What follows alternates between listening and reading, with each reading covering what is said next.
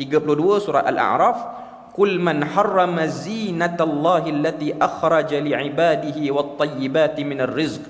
Katakanlah wahai Muhammad, siapakah yang berani mengharamkan perhiasan Allah yang telah dikeluarkan olehnya untuk hamba-hambanya, dan demikian juga benda-benda yang baik lagi halal dari rezeki yang dikurniakannya. Ayat tu sebut jelas. Allah Ta'ala kata, siapa yang boleh haramkan benda yang Tuhan jadikan indah, ciptaan dia indah, untuk diguna pakai oleh manusia? Siapa yang boleh kata haram? Tak ada siapa boleh kata haram. Sebab dia memang Tuhan buat untuk makhluk. Wat-tayyibat, dan benda yang Tuhan buat tu pula disebut dengan tayyibat, benda yang baik-baik, benda yang elok, kita boleh pakai, tidak ada apa-apa larangan. Qul hiya lil ladzina amanu fil hayatid dunya khalisatan yaumal qiyamah kadzalika nufassilul ayati liqaumin ya'lamun.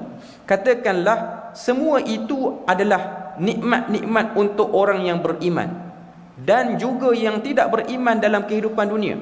Tuhan jadikan apa yang ada di langit di bumi ni halal, semua boleh ambil. Orang Islam boleh ambil, beriman boleh ambil, tak beriman pun boleh ambil, kafir pun boleh ambil.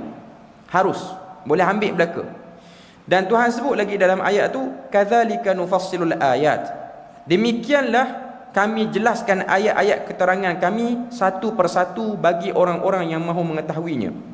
Maknanya apa yang ada atas muka bumi boleh pakai semua, apa yang turun daripada langit boleh guna semua.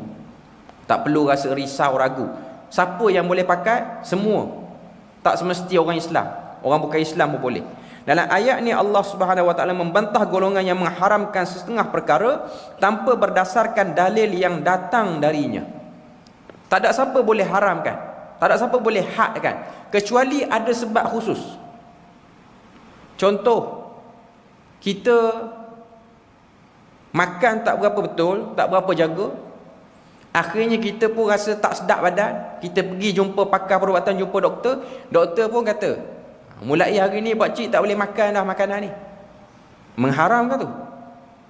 Perbuatan dia tu, ayat tu macam mengharamkan, tapi dia tak bagi kita makan kerana kita kena batasi makanan tu. Kalau kita nak bedah juga, bedahlah yang sakit kita, bukan orang lain. Tapi kalau diharamkan kerana sebab-sebab tak munasabah. Contoh, tak boleh makan ikan ni sebab ikan ni dulu waktu Tok Wan kita tak ada duit, dia duduk tepi sungai Temenung, harta habis dah. Tiba-tiba ikan ni datang nganga mulut, dalam tu ada emas jongkong 2 keping, Tok Wan kita ambil. Kaya sampai tak habis 7 keturunan. Start pada tu Tok Wan pun kata, jangan duk makan lagi ikan ni, haram atas keturunan aku makan ikan ni. Tak boleh. Walaupun ada sumpahan. Ada kata kalau makan tu muntah darah, mati terus. Kan orang Melayu kita kan ada kepercayaan mistik macam tu. Datuk tertentu, keturunan tertentu tak boleh makan kerbau jenis tertentu, lembu jenis tertentu, mengharamkan kerana ada rasa benda tu hebat. Tak boleh. Tapi kalau atas nama perubatan, tu cerita lain. Jadi kalau mengharamkan dengan sebab macam tu, tak boleh. Ataupun kerana ada pantang-pantang tertentu, kerana kita terlibat dengan benda-benda yang tak berapa betul, menyebabkan akidah kita tu terganggu, kita beramal ilmu pelik-pelik, lalu waktu terima ilmu tu ada pantang larang dia. Tak boleh makan sate daging, kena makan perut ayam je. Sebab kalau makan jadi itu jadi ini, tak boleh. Benda tu tidak boleh dilakukan selama mana ianya halal. Tapi kalau kita makan dan kena, contohlah benda tu realitinya berlaku, ada orang dia masuk dalam keturunan mana keturunan tu dah diharamkan makan ikan tertentu, lalu dia makan, dia muntah darah, dia sebenarnya bab ni permainan syaitan di situ.